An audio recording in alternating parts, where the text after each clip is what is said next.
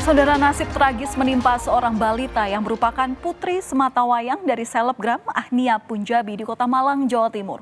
Korban mengalami penganiayaan yang dilakukan oleh pengasuhnya.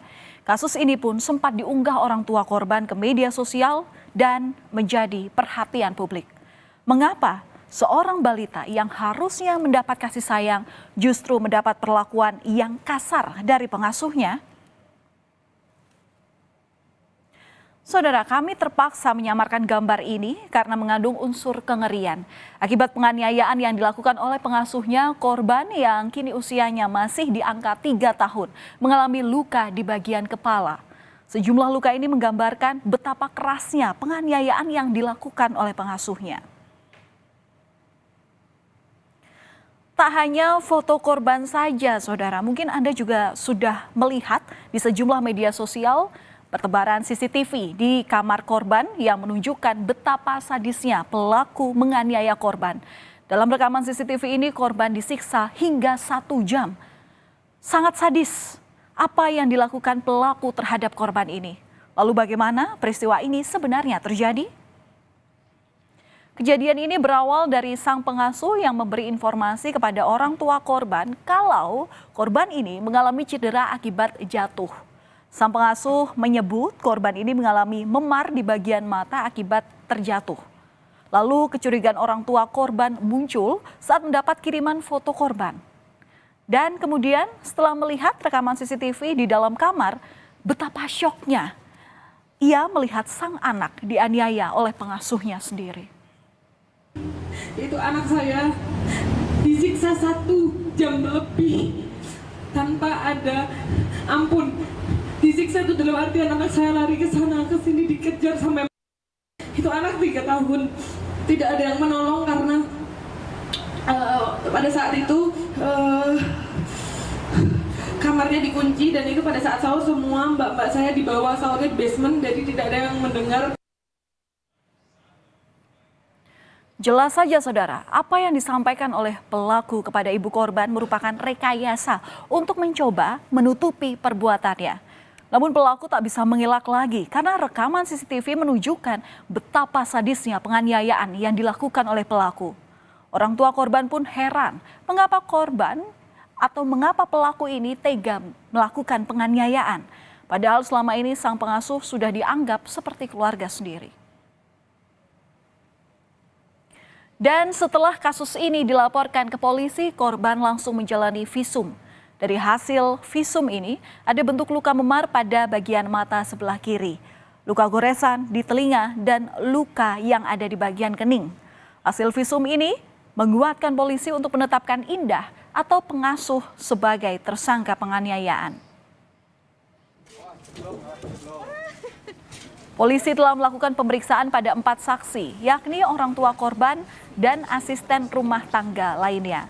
Selain itu, polisi juga telah melakukan pemeriksaan CCTV dan hasilnya ada kesesuaian antara visual di CCTV. Indah hanya bisa tertunduk dan menyesali perbuatannya saat di Mapolres Malang Kota. Ia kini tak bisa lagi bekerja karena harus mendekam di balik jeruji besi dengan ancaman 5 tahun penjara. Selain menangkap pelaku, polisi juga menyita barang bukti seperti boneka, spray, buku, hingga bantal. Barang bukti buku hingga bantal ini digunakan pelaku untuk menganiaya korban.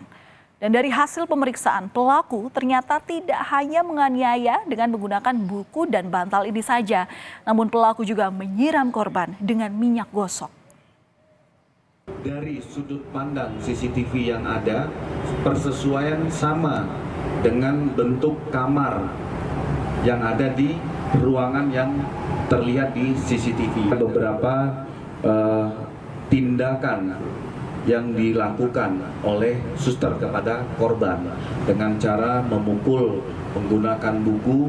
Ini juga sudah kita amankan, ada beberapa buku yang digunakan termasuk menyiram dengan minyak gosok. Kalau kita lihat background atau latar belakang pelaku ini, saudara, ia bekerja sebagai pengasuh korban sudah selama 1 tahun. Ia sebelumnya direkrut dari Yayasan Penyalur Tenaga Kerja terkenal di Surabaya. Saat itu, kedua orang tua korban merekrut pelaku karena menilai pelaku ini adalah orang yang baik dan polos. Pihak Yayasan Penyalur Tenaga Kerja tersebut telah meminta maaf dan siap membantu dalam proses hukum terkait kasus penganiayaan ini.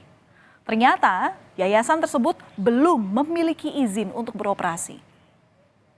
Sebenarnya memang agen bukan main-main, agensinya bukan agensi yang sangat besar di Indonesia, bahkan memiliki cabang di luar negeri. Jadi untuk keputusannya saya serahkan ke pihak yang berwajib saja. Sementara itu, Ahnia Punjabi yang merupakan orang tua korban merupakan seorang selebgram seputar kecantikan. Perempuan ini lahir di Tuban, Jawa Timur, juga memiliki bisnis industri fashion. Ia sering membagikan tips dan trik seputar kecantikan dan fashion.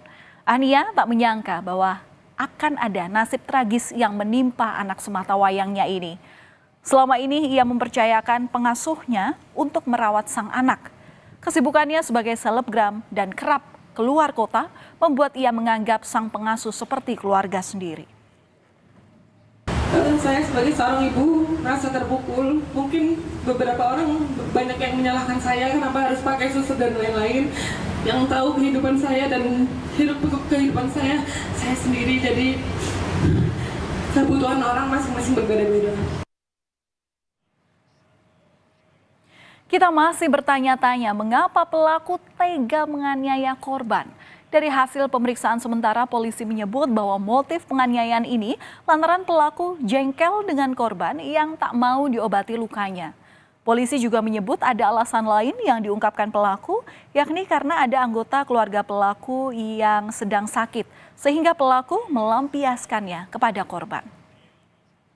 Jadi motif berdasarkan hasil penyidikan dalam BAP, pengakuan dari pelaku motifnya adalah tersangka ini merasa jengkel dengan korban akibat ketika itu korban ingin diobati karena bekas cakaran yang ada di tubuh korban, namun korban menolak, tidak mau. Selain itu juga pengakuan dari tersangka ada beberapa faktor pendorong personal pengakuan tersangka pada saat itu ada salah satu anggota keluarga dari tersangka yang sedang sakit. Namun itu tidak bisa dijadikan alasan pembenar apapun untuk melakukan kekerasan terhadap anak. Saudara, kasus ini bisa menjadi pembelajaran bagi kita semua untuk tidak terlalu mempercayakan 100% anak kepada orang lain termasuk pengasuh. Pengawasan ketat harus dilakukan untuk menghindari kejadian serupa kembali terjadi. Di sisi lain, pengawasan terhadap Yayasan Penyalur Tenaga Kerja juga harus dilakukan lebih. Ditambah dengan tes kejiwaan dari para calon tenaga kerja harus dilakukan secara berjenjang.